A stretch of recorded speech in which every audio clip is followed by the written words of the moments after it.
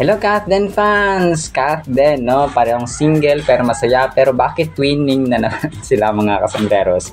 So sobrang dami nating items sa vlog na ito mga kasambreros. So kapit kayo mga kasambreros. So sobrang dami kasing pinost ni Ma'am Catherine sa kanyang Instagram kahapon mga kasambreros na sobrang nagpapasalamat tayo, no?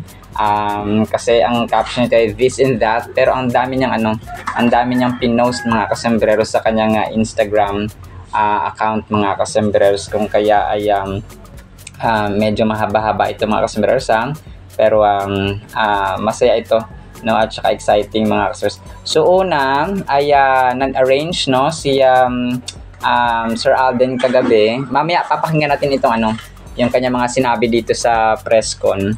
Nag-arrange siya ng nag-organize siya ng press con para sa kanyang nalalapit na December 13 fan meet mga kasambreros, no, na ARXV.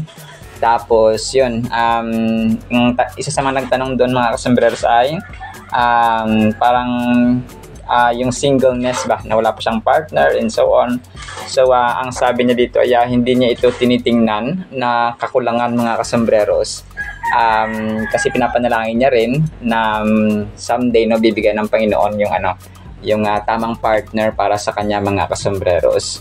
So yun, pero mamaya papakinggan natin ito mga kasambreros. And alam na natin, no, na single pareho ang Kathden mga kasambreros kasi nag-aantay sila ng tamang panahon.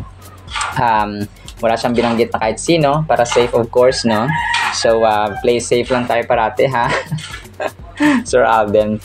So yun, no, and nakita natin dito yung mga pinost ni Ma'am Catherine, sobrang masaya siya. Nakita natin no? Nakita natin yung pattern mga kasambreros.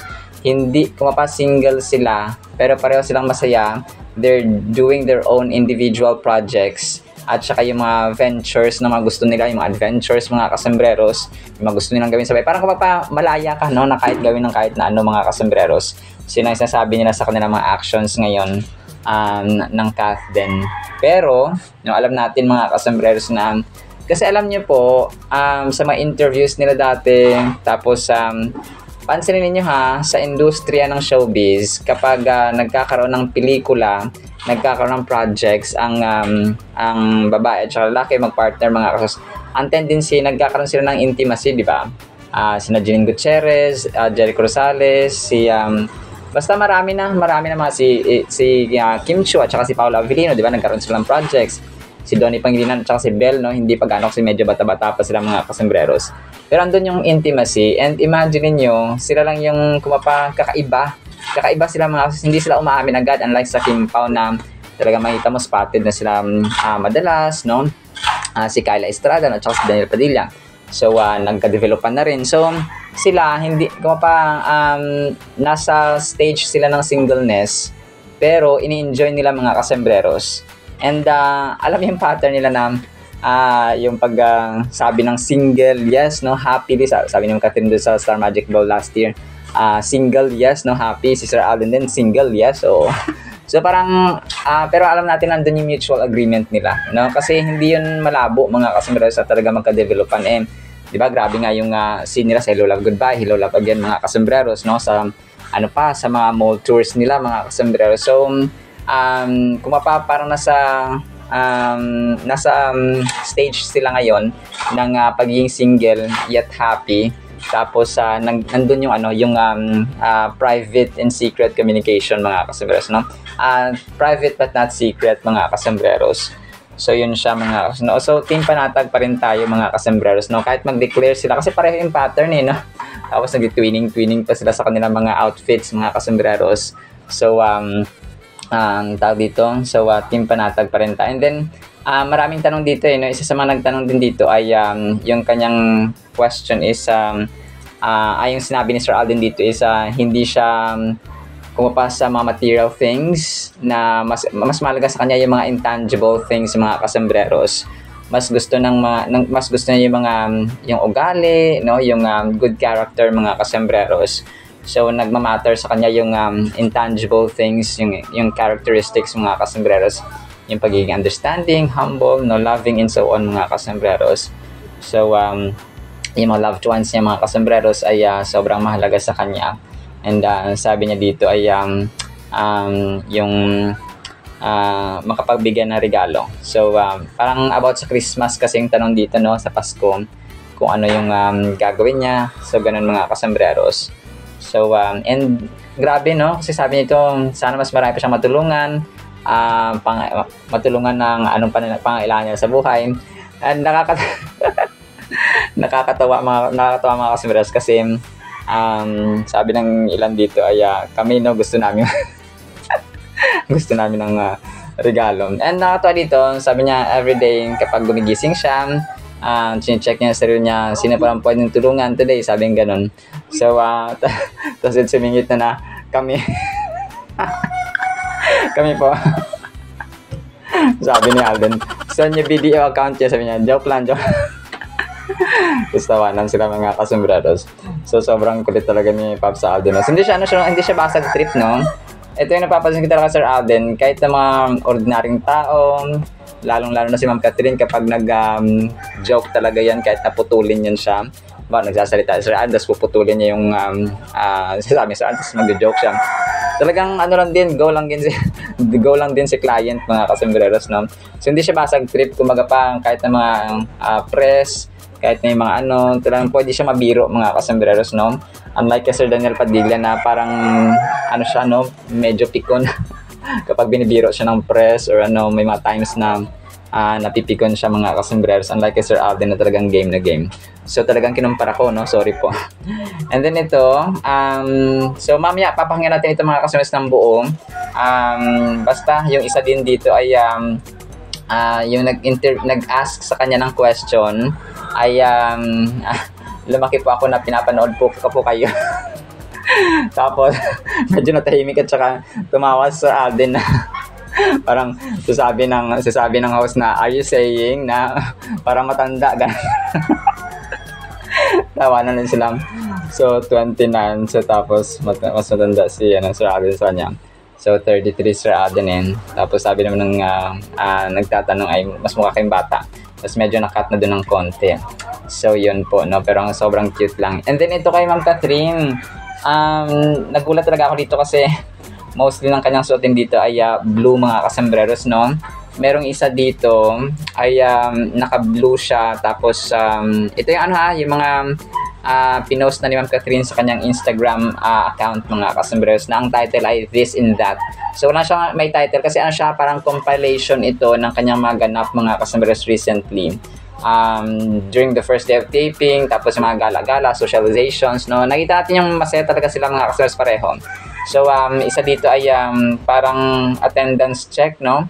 Nag-attendance din pala sila, no? Sabi nito, attendance check on my first day of taping. So may attendance sheets din pala sila, mga kasambreros, no. Sobrang cute lang. Tapos para sa sahod dito. Para sa sahod, no, kasi ganun, di ba, pag nagtatrabaho ka, kailangan attendance, tapos yun yung pagbabasehan ng sa sahod sa iyo, mga kasambreros. Grabe, no? Alam naman natin ang sahod yung Catherine, hindi basta-basta, mga kasambreros. Ibang level itong sa kanya, no? Yung sahod ng isang taon, pwede niyang sahurin sa 2 araw at 3 araw lang, mga kasambreros. Mga kasambreros. So, attendance check on my first day of taping ito sa serye nila, mga kasambreros. And then ito, next item natin. So, si Ma'am Catherine, ang dami niyang pinost, no? May mga pagkain din sila ditong pinost. Trying to eat and drink my veggies. So, healthy living din, no? Si Ma'am Catherine, mga kasambreros. Meron din siyang Thai foods, no? Kung si Sir Alden nakarang araw ay Korean, si Ma'am Catherine naman dito ay Thai food, mga kasambreros. So, sabi niya sa caption niya ay, Thai food is good. You don't know how happy I was, na. So, ito ay ang mga pagkain, no, ni attorney, mga kasambreros. So, tapos, nagkaroon pala siya ng birthday celebration, no? Sabi niya sa kanyang caption ay, Happy birthday, Kumars. So, hindi ko lang alam kung sino yung may birthday. Baka si Justin Benitez, mga kasambreros. Nalilito ako dito sa dalawang glam teams niya. Yung dalawang parang healthy, no? Yung naka-cap, si Eunice, hindi ko alam kung si Dana, yung parang sila ngayon, good girl. Kasi wala silang masyadong drinks na alak, mga kasambreros, no? Parang tubig-tubig lang si Ma'am Catherine dito. So hindi na siya gagaya dati na dito na palainom, no? Kasi dati sabi ni Sir Daniel Padilla ay malakas ang tolerance ni Ma'am Catherine sa liquor, mga kasambreros. Pero ngayon ay healthy living na si Ma'am Catherine, mga kasambreros, no? Kagaya sila ni ni Sir Alden, mga kasambreros. So dito parang nasa labas sila. Tapos ang kanyang caption ay Happy Birthday Kumars, mga kasambreros. So it's either Justin Benitez, John Valle ang may birthday dito, si Dana, wala dito si Mark Baumgartner, si Bong Gonzales andito niya. So yun, but correct me if I'm wrong sa mga pangalan dito na mga kasambreros. So naka-brown dito si attorney, tapos parang nakalagay yung kanyang kamay sa kanyang chin, mga kasambreros, or sa baba. So happy lang. So happy mode, no? Ang Catherine ang inyong phenomenal box office cinema queen. Tapos ito si Ma'am Catherine ay kumain sila din sa parang kamayan lang ito, no? Dinner with these cuties. So wala siya dito. Andito lang sila Baby Q na si Lexine at saka si ate niya, no? Na nakakap. Pero wala si Ma'am Catherine sa picture. So yung iba talagang issue pa yung kagabi na wala si Ma'am Catherine sa birthday celebration ng kanyang ate. Sobrang close nila, mga kasambreros. So not all the time ay kailangan magpakita ni Ma'am Catherine sa camera. So ganun siya, mga kasambreros. So ang cute, no? Sobrang simple ng foods dito at saka kamayan lang siya. So siya, nakakamay sila, mga kasambreros. Tapos dahon ng saging yung kanilang pinagkakainan. So Pinoy food restaurant siguro ito. Tapos kasi sobrang simple, no? Nakakamay lang sila, mga kasambreros. Tapos isa pa sa mga naging Instagram post ni Ma'am Catherine, yung kanilang yung kanilang picture with Sir Mauro Lumba dun sa Rexona nga, mga kasambreros. Some TikTok behind the scenes. So ito siya, mga kasambreros na. So check ko kung available yung TikTok, mga kasambreros. Okay, so ito pala yung yung parang yung sapatos nila ay nakalagay dun sa camera, tapos nag-transform sila, mga kasambreros, no, na may medal na mga. So ito pala yun, kasama si Coach Mauro Lumba, mga kasambreros. So happy lang si Katreng. And then ito, next item natin, mga kasambreros. Meron na siya ditong isa na hindi ito. So papakinggan din natin ito mamaya, mga kasambreros. Ang cute nito kasi hindi ko to narinig nung sa Rexona siya, mga kasambreros. So ang ginawa niya pala dito bago siya pumunta sa event sa Rexona ay nagmula siya sa parang may pinuntahan siya na ibang event, mga kasambreros, kinagabihan. So last night, tapos ang iniisip niya na afternoon ay kailangan niya magising na maaga, 3 AM ang call time. Grabe na. Alas 3 ng umaga yung call time pala dito sa Rexona nila na event, mga kasambreros, no? Sa pagja-jogging. So iniisip niya kailangan niyang gumising ng maaga, mga kasambreros, no? Sabi niya, but then ay mas inisip niya yung iba na mas may pinanggalingan sila na kahit saan na mas malayo, mga kasambreros. So ang importante daw ay nag-show up, mga kasambreros. So hardest part, mga kasambreros. So yun, dito po ay tapos siyang nakapag-run ng 10K, mga kasambreros, no? So yun po, mga kasambreros. So nagbigay siya ito ng tips na nagbigay siya ng tip kung paano makapagtakbo ng ganito kalayo, mga kasambreros, first time pa, mga kasambreros. Tapos nagbigay siya ng tip. Tapos yung technique na niya dito, isa sa mga tips niya ay nagdala siya ng mga kaibigan, ng family, para enjoy at saka support, mga kasambreros. Support group is very important, sabi niya dito, and the most important thing is you have to show up. That's what we did today, sabi niya ganun, mga kasambreros. So yun, sabi niya, it's not about the time, it's not about anything, it's about finishing it and just waking up with the right mindset, mga kasambreros. Sobrang nakatulong yung mga tao na nag-cheer. So grabe, no? Parang hindi mo kasi mararamdaman yung pagod. Although mapapagod ka talaga, pero nakaka-ease siya ng tiredness kapag may mga nag-cheer sa'yo. And syempre, no? Box office cinema queen, no? Box office cinema queen. Tapos kapag nasa isang ruta siya. Parang siguro halos lahat na nakaabang sa kanya. So, syempre, yung cheer, yung palakpakan, yung ngiti ng mga tao, yung camera. So, parang hindi mo akalain na, ay, andito na pala ako sa finishing line or sa finish line, mga kasambreros. So, marami nag-a-appear, nag-high five, mga kasambreros. Good morning, good morning, good So, parang yung energy ng mga tao ay naipasa rin mga kasambreros sa kanya. So, sa lahat ng sa lahat na nakakasalubong niya mga kasambreros, grabe yung energy.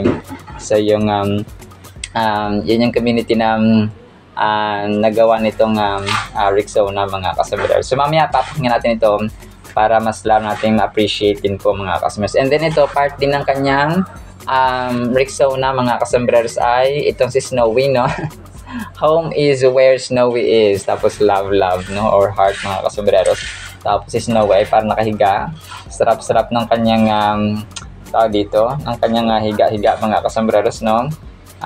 Sa kama. So, social si si Snowy, mga kasambreros. Then ito, so yung ano pa pala yung KFC, ay meron pa pala silang parang pag-game dito. Kina Ma'am Catherine at saka ni Sir Sir JK Labajo, mga kasambreros. So parang may mga option dito na mga food, mga kasambreros. KFC Twister, tapos KFC Bucket of Chicken, tapos magtitinginan sila kapag gusto nila pareho, mga kasambreros. Tapos ang KFC Zinger, tapos si JK Labajo rin gusto. KFC Chocolate Mousse, pareho sila may gusto, mga kasambreros. Ang cute ng game na ito. So KFC, so hindi ko ito na-flash kasi parang bago nila ito na behind the scene, mga kasambreros.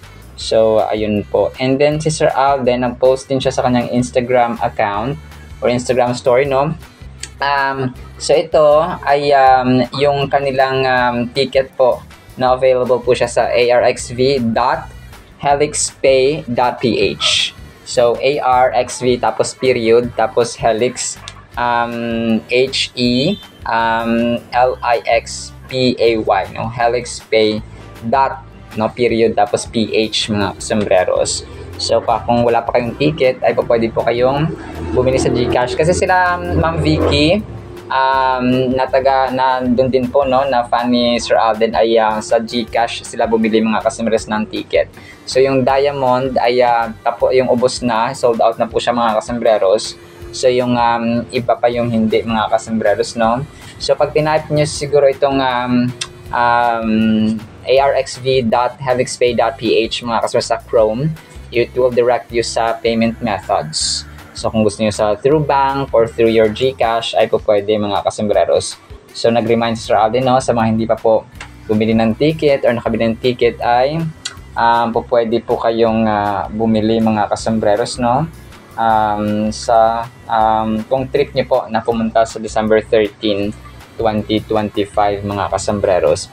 Tapos ito yung tawag dito, yung kulay blue din ito na ni Ma'am Catherine, mga kasambreros, So missed her, sabi dito. Hindi ko alam kung ito si Nicole Azares, mga kasambreros, or part ng kanyang glam team, no? Kasi iba yung suot ni Ma'am Catherine, nung bumisita siya dun sa ay ito ba yung painting? Parang hindi, no? Kasi yung kay Nicole Azares na painting parang si Ma'am Catherine doon, naka dark, parang dark gray, hindi siya dark gray, parang black siya na brown, mga kasambreros, yung kanyang suot nga, mga kasambreros. So pero hindi ko alam kung ito si Nicole Azares kasi ibang angulo, at saka hindi ko anong familiar sa mukha niya, no, kasi ni tawag dito ni Ma'am Nicole Azares, pero correct me if I'm wrong po, mga kasambreros, no. And then ito, next item natin. So ang grabe, ibang level ito.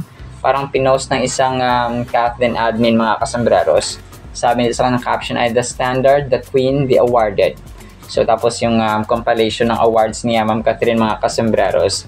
Tapos ang tugtog niya dito ay yung I'm on fire, ta ta ta ta ta ta ta ta ta ta ta. So yun ang kanyang music background, mga kasambreros. Tapos sa compilation nung mga awards ni attorney, mga kasambreros, ta ta ta ta Ta, ta, ta, ta. So talagang kumanta na ako dito mga kasus. No? So ang dami na, mabilis lang siya.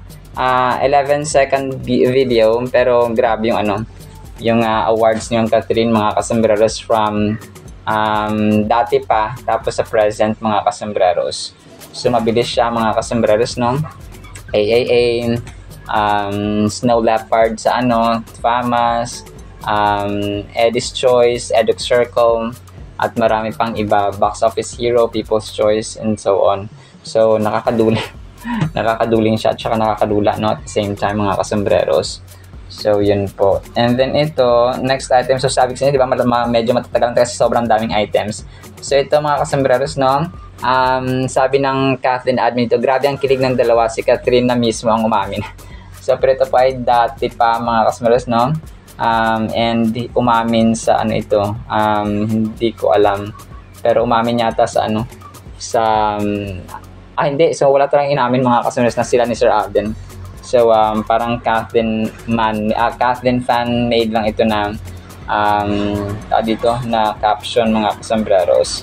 So and then ito, last item natin ito mga kasambreros, no, bago natin pakinggan yung mga ni Sir Alden, ay kinompile, no, ng isang Kathleen admin yung si Mami Min, si Kathleen, si Alden sa baba mga kasambreros during their Hollywood interviews mga kasambreros. Alright, so yan ang asya sa ating Kathleen items, pero abang-abang pa kayo kasi marami bumabaha, no?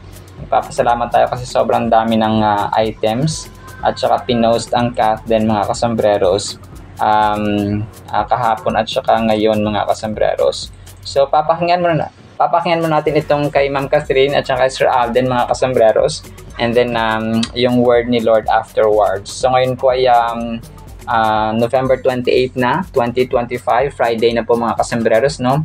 Bukas ay Sabado na mga kasambreros, weekend na naman. So sana po ay pakinggan natin itong kay Sir Alden at saka kay Ma'am Catherine, tapos ang word ni Lord na napakaganda afterwards. Kasi syempre I was very fortunate and blessed to have been given the opportunity to experience a lot of things, but at my age right now, syempre diba, sa deadline natin mga Pilipino, syempre first yung settling down stage and yung paghahanap ng tamang partner, siguro yun yung kulang, but siguro hindi ko siya tinitingnan kasi as a kakulangan po sa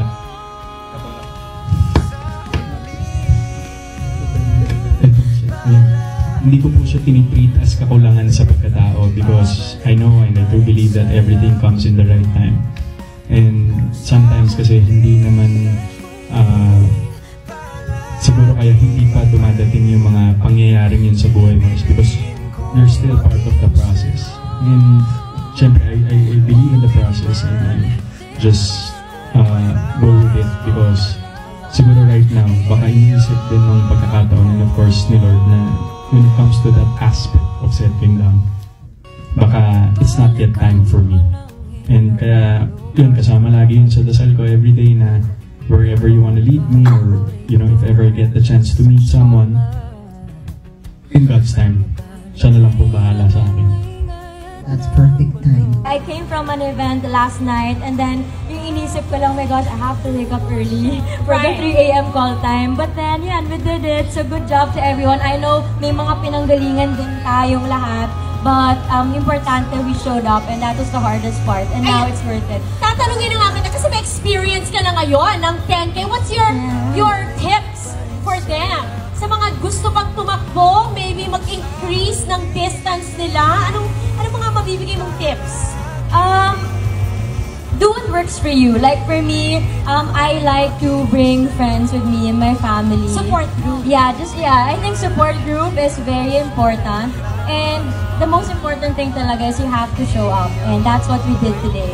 So, yun yung pinaka-important. It's not about the time, it's not about, anything. It's just about finishing it and just waking up with the right mindset. So, sinabi ko, sobrang nakatulong yung mga tao na nag-cheer every yes! Every time. So, along the route, diba? Yes! Grabe, lahat nag-high five sila. Lahat ng hydration station. Lahat sila, good morning, runners. Good morning. So, they give you that energy na grabe, nagmamatter pala. So, thank you sa lahat ng kuyas, sa lahat ng Marites and to my fellow runners na pag nakakasalubong, parang grabe yung energy. And I think yun yung community na magandang nagawa nitong Rexona. So, thank you everyone for being so friendly sa pag-guide sa amin. You know, Good job. next year, Alden, na 15 years kami po mga taga-hanga mo o taga-masid. Ay hangang-hanga po. Doon sa ugali mo na yung pagtanaw ng utang na loob. From your handlers then, sa Kalakar Life, Kalatenten, sa mga kaibigan, pamilya, sa mga natulungan mo, sabi mo kanina, sa GNA, sa Itbulaga also, we know that. So, what is that in loyalty that makes you really loyal? Going back po to my answer siguro a while ago, it's about giving it back and paying it to the people on what is due. Kumbaga, ang buhay naman po natin kasi action-reaction yan, di ba? Parang whatever you do to people, of course, it will always be reciprocated by the opposite. But I think loyalty is very important to me because yun yung baon-baon ko po sa araw-araw in every day of my career and my journey here in the business. Because I always believe that kung hindi dahil dun sa mga taong sumama sa akin sa simula, nung wala pa ako, wala rin po ako dito kung hindi dahil sa kanila. And I think honoring people through that is very important to me because ang dami po ko kasing naririnig din syempre sa mga nangyayaring ibang situations na nakakalimot dun sa mga taong tumulong sa kanila para marating nila yung gusto nila sa buhay, and I'm not a fan of that. I always pay it forward. I always make sure na the relationships that I was able to build with people hindi lang po nasa papel. It's more of relationship and the trust and confidence kasi syempre, the reason why I'm always loyal to these people is loyal din po kasi sila sa akin. So, hindi na po magbabago yan, siguro, hanggang tumanda ako. Thank you. Sorry. I was never really that kind of person to ask for something material. Ang nagmamatter kasi sa akin are the things that's intangible or hindi natin nahahawakan. So I think being able to just be with my loved ones and the important people in my life is more than enough for me for this holidays. And siguro yung makapagbigay ng regalo, mas nabubuo kasi, mas masarap kasi sa pakiramdam yung ikaw yung nagbibigay. So sana mas marami pang tayong taong matulungan in terms of kung ano mang pangangailangan nila sa buhay. And I think that's what I'm really looking forward to, is to be a medium for the stream of goodwill to come in. Kasi ganun talaga parang every day when I wake up, minsan sinecheck ko yung sarili ko, okay, sino pa bang pwedeng tulungan today? Ano ba, may mga Tita Rose? Kami po. Send video account pa? Joke lang po. But kidding aside, right now po kasi it's always about purpose for me. Bakit ko ba ginagawa to? Para kanino ba to?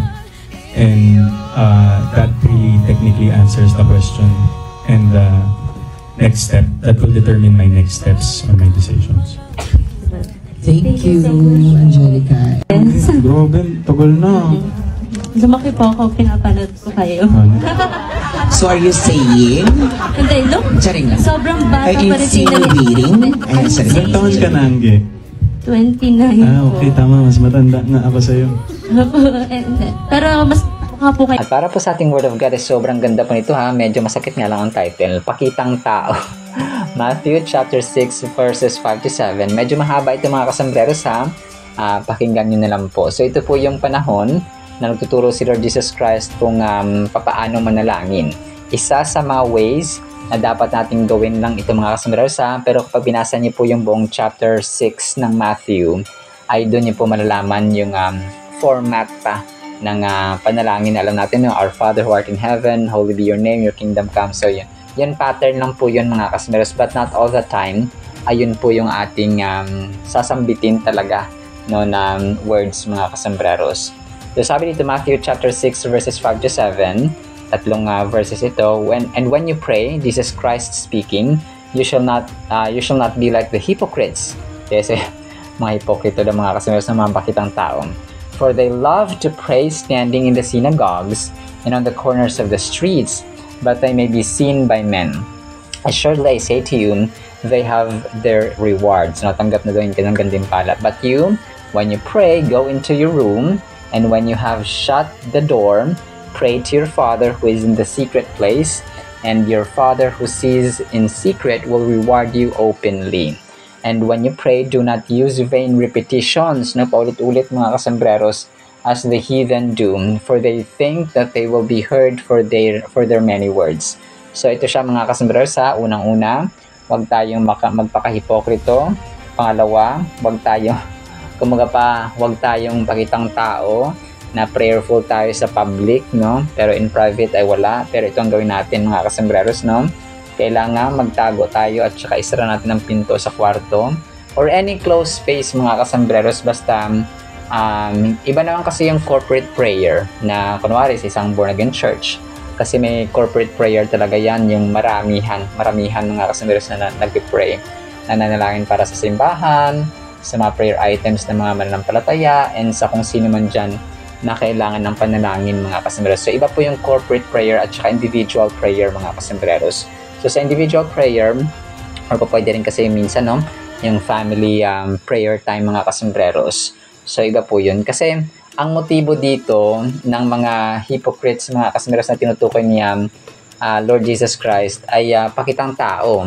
So gusto lang nila ipakita sa tao na banal sila, na prayerful sila. So kung kaya gusto nila parating nananalangin sa public mga kasambreros na kung saan maraming mata nakakakita para sabihin, banal sila.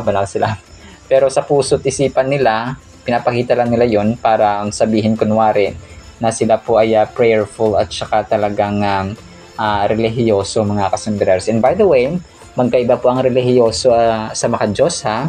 Ang religious at saka godly ay magkaiba po yan. Ang religious, sila po yung sumusunod lamang sa mga tradition, sa mga procedures, sa mga methods ng simbahan, paano gawin to, paano gawin yan, paano gawin to. So more on focus sila sa tradition or sa mga nakaugalian na, no, na pinapasa ng church na ganito hanggang sa next na mga nangangasiwa ng simbahan or magiging part ng simbahan. Yung godly, yung maka-Diyos, sila yung may personal relationship sa Panginoon, tapos gumagawa ng kalooban sa Panginoon, may faith, may tiwala, at saka may close na relationship sa Panginoon. So magkaiba po ito. Sometimes, mas inuuna yung mga religious, ha, yung mga relihiyoso, panay sila panalangin pero kulang sa action. Tapos, kapag religious ka lang, mas inuuna mo yung tradition, mas inuuna mo yung paniniwala noon ng church ninyo kaysa sa Biblia at saka doon sa sinasabi ng Panginoon. Kumbaga pa, mas pinaprioritize nila yung mga gawain na mga methods ng mga orders sa itaas rather than yung sa Biblia mga kasambreros. So kumbaga pa, mas mahal nila ang tradition over sa, hindi ko naman sinasabi na lahat ng church ganito. So ganun siya in general, no, yung religious over godly mga kasus. Kumbaga pa, yung sa religious naman, mas mas piniplease nila yung kanilang masters, yung kanilang mga nasa pinuno ng simbahan over sa utos ng Panginoon. So yun siya mga kasus, no, over. Kasi magkaiba kasi yung godly na may personal relationship sa Panginoon, eh. So ang iniisip nun, ang kalooban ng Panginoon dapat ang matupad. Ang sa religious, sometimes mas inuuna nila doon sa kanilang pinuno na gawin ito, even na opposite sa turo ng Biblia. So, ganun po siya mga, and marami pang mga differences actually. When Jesus speaks about prayer in private, He is guiding us to cultivate a personal and authentic relationship with God.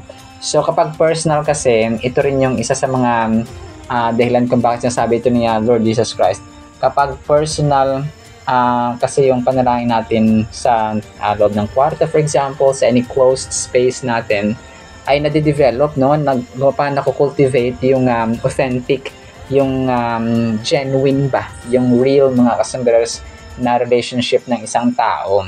Kunwari, pwede ka maging active sa mga procedures at saka ceremonies, seremonya sa loob ng simbahan, but you don't have a personal relationship with God. Okay? Pwede yun. So, active ka sa mga procedures or ceremonies sa simbahan, pero pagdating mo sa bahay, sa individual or sa personal life mo, ay wala ka ng panahon sa Biblia because mas sinusunod mo lang doon at saka gusto mo lang na sundin yung mga ceremonies sa simbahan. So, which is very dangerous, no? Yun yung in-emphasize dito ni Lord Jesus Christ, mga kasambreros, yung sinceridad ba ng pagpapakumbaba sa ating conversation sa ating Panginoon, because prayer yan, no? Kapag sinabing prayer, mga kasambreros, you're not talking to a person. You're not talking to a human being. You're talking to the ultimate creator of the universe, ultimate creator of humanity, ultimate creator of everything, mga kasambreros. So this verse challenges us to reflect on our motives being behind prayer. Are we seeking attention and adoration from others? Or are we genuinely seeking connection with God? So dalawa. Yun nga, sinabi natin kanina, para lang kumuha ng attention ba ng tao?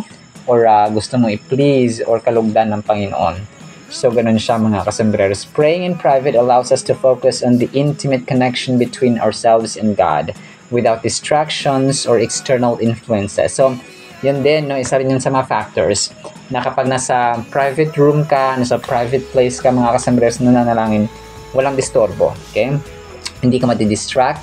You're focused on what you pray, the content, and iba pa yung deep and personal ba na pakiusap at saka pag-uusap ninyo ng Panginoon, mga kasama. So ganun siya.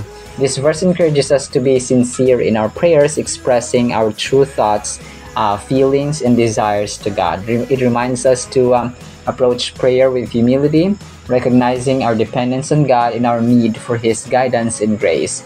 As we strive to follow Jesus' teachings in prayer, let us ask ourselves, our prayers genuine and heartfelt? Do we approach God with humility and reverence? Let us seek to cultivate a deeper and more authentic relationship with God by praying in private with sincerity and humility and opening our hearts to His presence and guidance. So, ganun siya, mga kasambreros, no? Talagang napakaganda ito kasi yun nga, no, ang prayer natin ay lifetime. Hindi lang siya ngayon applicable. It will be applicable sa ating buhay bukas, noon, ngayon, bukas, at magpakailanman, mga kasambreros. So yun, talagang genuineness of the heart. Yun lang yung pinupunto ni Lord Jesus Christ dito, na yung intention ng ating puso, hindi lang pakitang tao. Hindi lang hindi lang natin kailangan ng palakpak ng tao, kundi ang pagkalugod ng ating Panginoon, mga kasambreros, by doing and having personal prayer sa Kanya, mga kasambreros. So, dialogue kasi yun, no? Kapag tayo po ay nakipag-usap sa Panginoon in prayer, dialogue yun, no? Minsan ikaw nagsasalita, tapos may time naman na si Lord na nagsasalita. So, ganun siya, mga kasambreros. And ang prayer kasi ay parang susi, no? Na nag-unlock ng padlock, mga kasambreros, ng blessings ng Panginoon mula sa langit, at ibubuhos niya dito sa atin sa lupa, no? Sa ating tahanan at sa buhay. So sa final thought natin, let your prayers be like a heartfelt conversation with a close friend. So ituring natin na close friend ng Panginoon, no? Where honesty and sincerity are key. Are you speaking to God from your true self, or are you seeking validation from others? So yun yung ating tanong, mga kasambreros, no? Dapat na pagmuni-munihan. Saan ba tayo gusto? Sa tao or sa Diyos, mga kasambreros? Of course, no? Kay Lord tayo, mga kasambreros. So hindi lang tayo dapat pakitang tao.